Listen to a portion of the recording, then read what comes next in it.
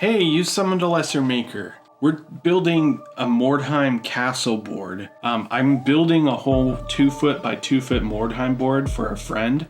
And so I gotta figure out the layout for that board, and we're gonna do that together today, which is exciting and kind of the hardest part. Starting projects is always the most pressure that goes into a project. So hopefully watching this video will help you push through and get started on your own. This is the castle board, and I've already made like a test piece. We have a lot to fit on here. I want to build some sort of castle. It's kind of like vampire-y, also like kind of a port system as well. Hard for me not to overthink how much crowding and kind of clashing themes are going into it. A castle is obviously pretty huge. I kind of have to figure out how to do that properly. Something I've noticed with some naval forts and stuff like that, they want to be cannonball resistant. So they'll have their walls at like a slant that instead of hitting the wall, absorbing all that impact, it'll deflect it up and hopefully mitigate the damage. Taking some sticky notes because they're square and I can just kind of sketch on them. I was just trying out some different layouts for the walls, and I like this one a lot, so that's kind of what I'm going for. Now I'm gonna try to put in a V, because I've noticed that with naval batteries they kind of tend to be star shaped so that they can ricochet the cannonballs multiple directions. I'm trying to recreate that.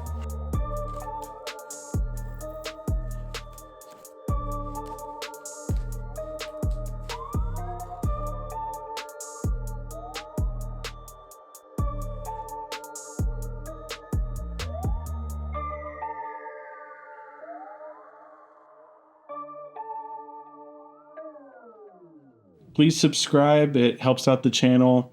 There's a hype button. If you swipe the comments to the left, it should be there. And please like the video. It helps out the channel a lot. I hope you're enjoying this project as much as I am. This is going to be the top of our like naval fort. There's going to be a lot of challenges with this board. And one of them is, how do we traverse upwards? This is a pretty huge gap, and I've never had to bridge this gap. Well, I guess I have had to bridge a gap like this, but one of the challenges with a lot of my vertical boards is players won't go up unless they absolutely have to. They'll just stay on the ground level, and that's fine. For my tower board, I was watching people have to make that choice of whether you want to go up or down, and that was a lot more interesting. If I were to have a choice, I would prefer a little bit of variety. I always tend to kind of have that variety in mind. Another big challenge is there's going to be a castle here, so there's going to be a lot of weight on this side. I'm not exactly sure if this is sturdy enough. If it is, then I can use the underside to kind of have a bit more dimension and playability, which I've never done anything like this before. The last one is, this level is going to be water, and I am not a huge fan of resin pours. I don't know if anyone else remembers this channel, but Bardscraft has a couple videos on how he did it, and I really thought those looked cool, so I might do something like that. Instead of telling you how I'm going to be doing this, I thought it would be helpful to tell you what I'm thinking about while I'm doing this type of stuff. Because throughout this process, there are a lot of mundane tasks that make me have to think about the playability of this whole thing. So this wall is going to be something that is going to be scaled inevitably. A fortress like this is impenetrable when you want to do it quickly. Unfortunately for the person in this fortress, now that the meteors have fallen from the sky in Mordheim, everybody has nothing but time to penetrate something like this. So they have time to build scaffolding. They have time to slowly break into the castle. And these are things that I try to keep in mind and look for opportunities to tell a story.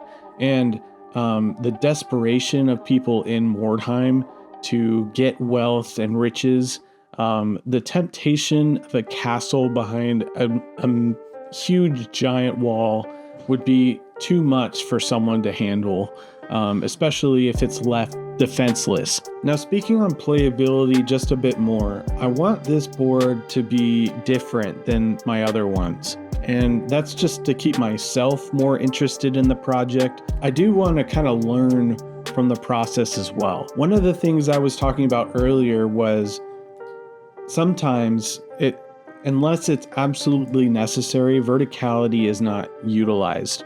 And I'm trying to make this mandatory. So you have to decide what side of this wall are you going to scale, or which side of this wall are you going to descend on. And that's going to be a really interesting challenge to solve, not only because when someone plays on this board for the first time, they're going to have to tackle that challenge uniquely, but if someone has this board, they're going to be playing on it a lot. And so this might be their warband's favorite part of town that they go to regularly. And if someone's playing on a board regularly, you're going to have favorite spots. And I don't see that as a negative, because inevitably you're not going to be exploring a city in fresh eyes every single time. So you don't want to just make this interesting for the new player, but the person who plays on it often. And that to me is a really interesting challenge. In my experience, changing up the scenario from the Mordheim rulebook does definitely change the way you play the game. And so it will feel fresh and interesting most of the time. But it's always helpful to keep that in mind while building a board that's fully integrated in one piece, because if you keep it really simple, it's going to be really simple to play on, and it might not feel super fresh every single time. So that's just something to keep in mind. At this point, it's probably a little silly to start painting it. It helps me stay motivated to get things to a sort of semi-final stage. Makes it feel like I'm doing it in bite-sized chunks. If you've ever gotten demotivated a lot, I would suggest that you do things like this just to kind of see the light at the end of the tunnel. It will give you a better idea what the final product will end up looking like, and it will give you some really good practice on those final steps. Because I get a lot of comments where people say that they don't finish projects and they're like, how do you do things so fast? And it makes it feel like I'm doing a lot when sometimes I'm not, because I'm actually getting things quote unquote finished, and then I can from there decide, hey, do I need to make changes on this, or is it okay the way it is? All right, so I'm noticing that once I get the color that I think I want on here, the less I'm caring about the variation between the textures and the spacing of the crenellations and the indents. It really just kind of brings everything together, and I kind of care about it a little less, which is really encouraging. Let me know what you think about this build. Obviously, it's probably you're crazy. This thing's huge, but I'm really excited to tackle it. I'm going to be giving away some boards or selling some boards. So if you're in SoCal and you'd like one of mine, shoot me a DM, because I'm kind of running out of space to build new ones. And if you're interested in commissioning a board so I can make them for a video, I'm not going to price gouge you too much because I'm building it for content. So yeah, if you're interested, let me know. I do have a couple projects in the backlog I need to get done first. And maybe one of your boards already kind of fits in line with that, so you can get yours a little faster. So anyway, thanks so much for watching. Yeah, I'm really excited to see how this one turns out.